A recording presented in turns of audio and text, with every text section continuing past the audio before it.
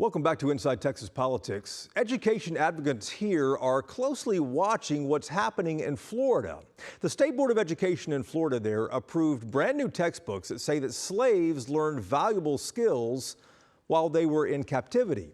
Why does it matter here to Texas? Well, this state reviews its own history textbooks in just 18 months. Aicha Davis is on the State Board of Education. Let's start out with what's happening in Florida, making all kinds of news there. It just approved curriculum that says some slaves acquired valuable skills while they worked in servitude, suggesting there's an upside to slavery. What's your reaction to that?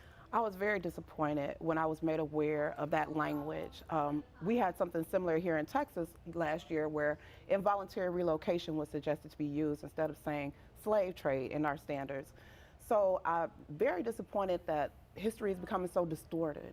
To say something as egregious as that, we do have our standards review for history in 2025, and so I will be anticipating some of that language may be offered up in Texas, but very disappointed, and we'll definitely be on the watch to make sure that doesn't come in Texas.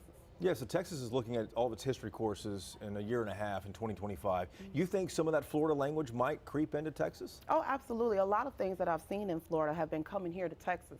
And so I'm hoping that our curriculum standards committees, they see how tumultuous that is. They learn from the involuntary relocation language of last year.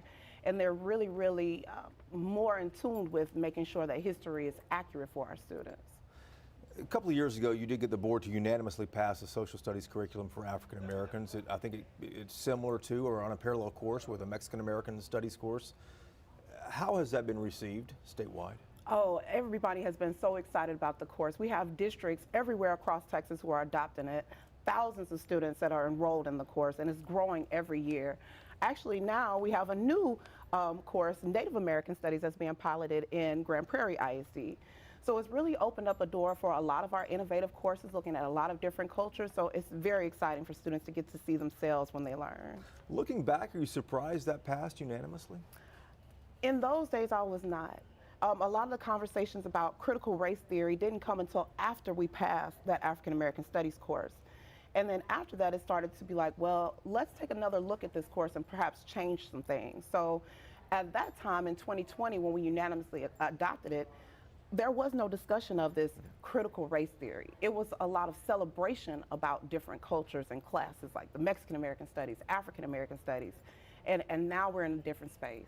School starts in Texas next month. Last year there was a furor over library books. What do you expect this year will entail? Unfortunately, my board did veto the librarian certification a couple of months ago. And tell us what that means. So as of right now, we're not even 100% sure, because in the history of our board, the librarian certification has never been vetoed. So right now it's been sent back to the State Board of Educator certification. They're going to look to see if they can send us something that we can approve. Some of the reasons my colleagues didn't approve it was because they said it was too many bad books in libraries. They didn't like associations that were giving different types of information to our librarians to make sure that they had all the tools they need to be the best they could for our students. So you still do have some folks who are really fighting hard against library books and librarians, but to counter that, you have a really strong force of teachers and parents who support libraries and support books and support students being able to read whatever it is they need to read. So unfortunately, books still are under attack, but you have more people who are coming to defense. Ms. Davis, thanks for the time. Thank you so much.